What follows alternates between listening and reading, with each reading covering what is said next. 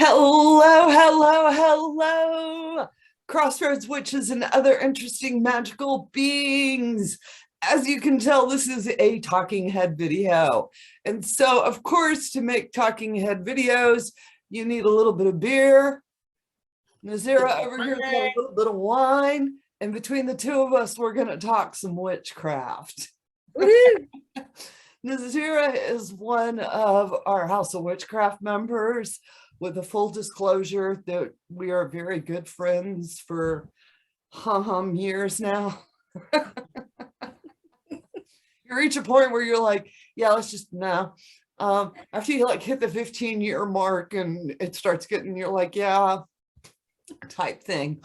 All right, witches, tonight our topic is expectations versus reality when coming into the community, the magic community. And Nazriah and I had like been chatting and had this interesting dynamic conversation. And I was like, we have to record this. Of course, who knows if we can actually repeat it, but we'll give it a shot. I think we're going to do even better this time around. You know, when we talk about expectations versus reality, a lot of new magical practitioners, new witches, have an expectation of the community.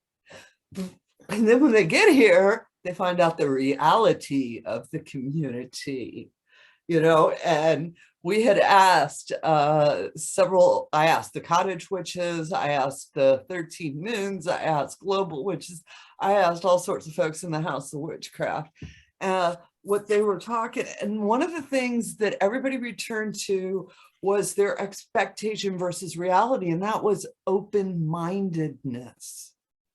right. Do you want to expand on that? Yeah, I expected that everyone would be open to all possibilities. I was surprised to find that there are people, like when we went to Pantheon and we went to the different rooms and different people were talking about their different covens and their beliefs, and that they, in my opinion, my limited view of what one witch's opinion, right? They seem to put their magic in a box. They put their belief system with rules, you know, and that to me was part of why I got out of Catholicism and Christianity. Was I believe that the universe is amazing, and to want to be able to experience everything. And then to meet witches who didn't even think reincarnation was real, or, you know, you have to do it this way or that way, was very difficult for me. Well, that leads back to what we were also talking about, was that a lot of the new expectation is that everybody has the same baseline. Right. You know, like reincarnation. Right. And realizing there's no baseline. And that you are, I mean, especially when you talk about the witchcraft community, you know, you can go from high magic to Christian mysticism. Right. As far as who's a witch. Right. You know, and that was very eye-opening. You know, I mean, to be a witch is feel it inside you. Right. And so we have all these flavors, and I think a lot of times new folks don't realize how many flavors, and that some of these flavors actually have opposing views. Right. Even what was represented at that convention, there's a lot more out there.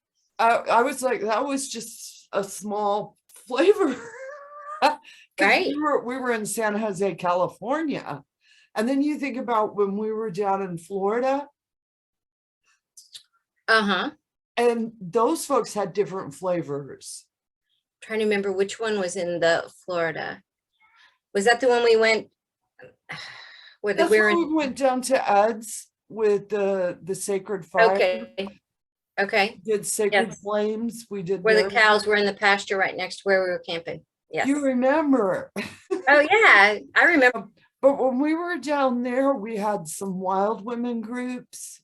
I think there was like 2, and then we had a couple of, well, there was a Wiccan, traditional Wiccan group there, and then we had a couple of reclaiming traditions there as well, more of the Dianic, and which is a good segue, I think, what a lot of folks, reality versus expectation is, I think we're going to quote Tessa Ref on this, that femininity overload. It can happen. That was my first thing out in California back in the 1980s. And that's where I was like, I like men. Right, right. Well, depending again on how you come into the community, because we do have these Dianic, divine feminine, girlfriend-centered groups, girlfriend-only groups. Right. You know, we also have gay only groups, though the men groups, they're the Black Rose, right? I'm not throwing shade because I can see it. I've been to a girlfriend tent and I loved it, but for my own personal practice, I like the spice of life. I like the funky gumbo in my space. But that's for some folks, if you are wanting that girlfriend community, right, or that guy community, or whatever the community is, there are all those different communities out there. Yeah. And if you want to go Celtic and be strict Celtic and high magic or druids things or whatever, they're out there. You can find whatever you want. We have vampire covens. No shit. Yeah, we do. Whole different group of folks.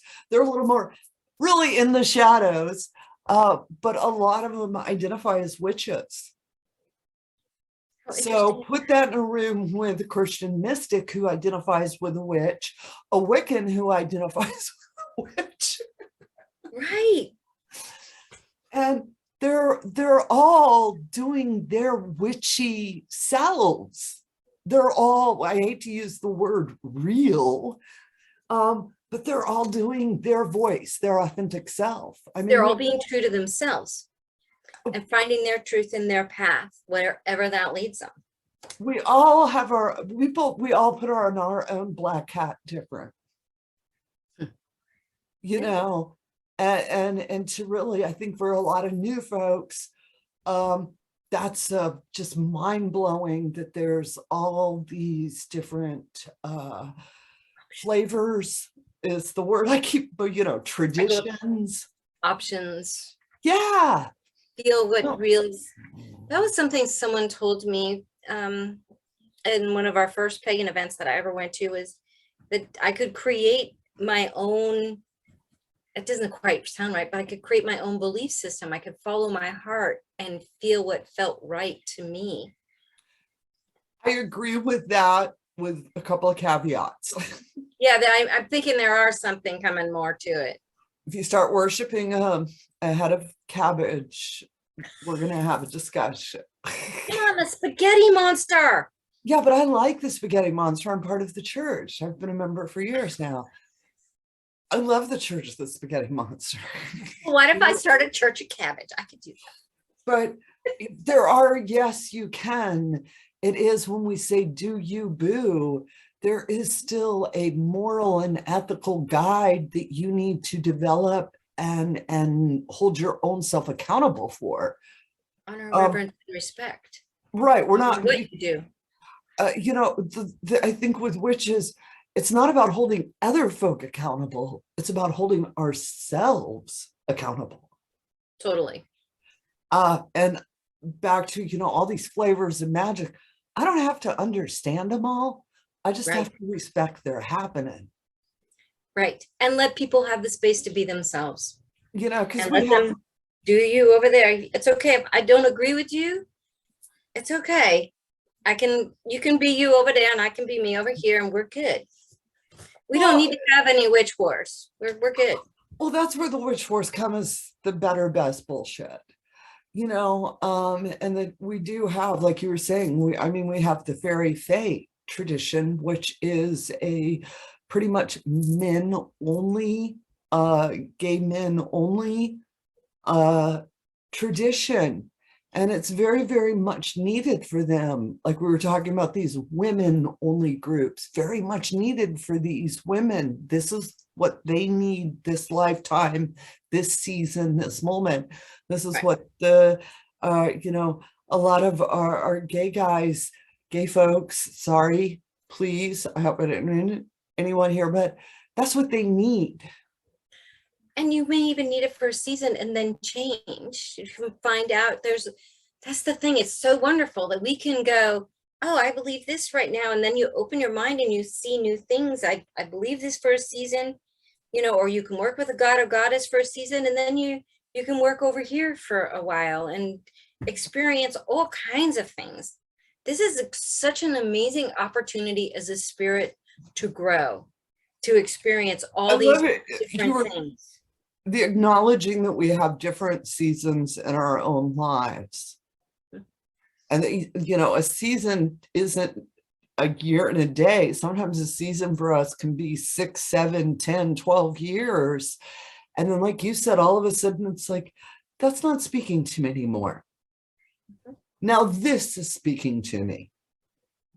And I can go journey with whatever has sparked me, for however long I need to. And with a coven, you can join a coven and be an active participant and then realize that you want to grow and move on or go in a different direction. And that needs to be okay. And if you're in a healthy group, they're going to be cheering you on. Mm-hmm. And realizing that your spiritual path is leading you elsewhere. Even after a group dissipates, because groups only last for a season and then the folks move on, those people are still connected to you. My moon sisters and brothers from years ago are still my moon brothers and sisters. You never lose the relationship, but it's a season. And again, typically a good working group has 7 to 9 years. If you're lucky, I think with the Willows, we got almost 14.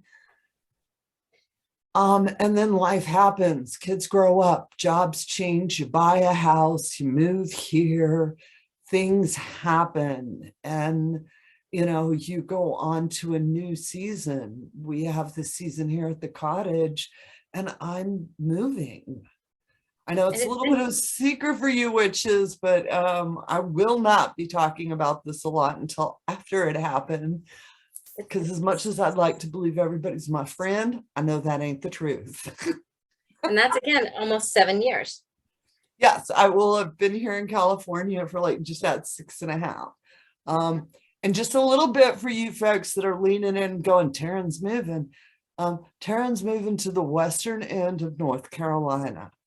A year from now, Nazriah and I'll be sitting in a different place having a different conversation. I'm going home. Get back on topic, witches.